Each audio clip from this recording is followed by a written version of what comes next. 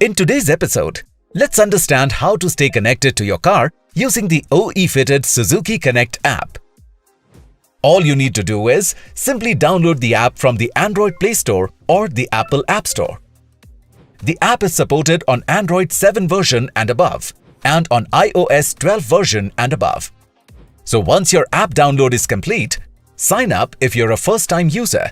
Otherwise, just log in. Now, let's go through the 5 easy steps for logging in and signing up.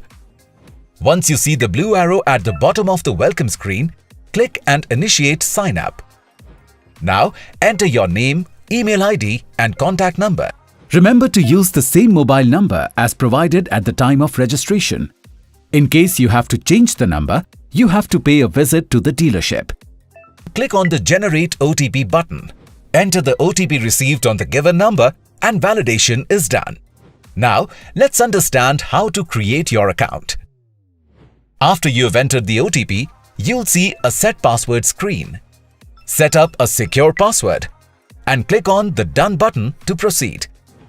An Account Successfully Created pop-up should appear on the screen and a verification link should be emailed to Set Email ID. Email validation link will be active for 24 hours. Just click on the link to validate your email ID. Now, press OK to move further. There you are. You have created your account. Now log in with the credentials that you had set. Upon logging in, you would see your car on the home screen. Tap on Connect and validate your car's VIN, Vehicle Identification Number, or the chassis number. Chassis number is available in your car RC. After you've validated your VIN, click on the Verify button.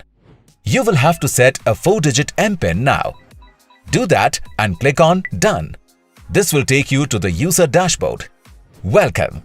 Your Suzuki Connect app is all set to be used now. Enjoy your connected car experience. To know more about Suzuki Connect, log on to www.marutisuzuki.com/Suzuki Connect.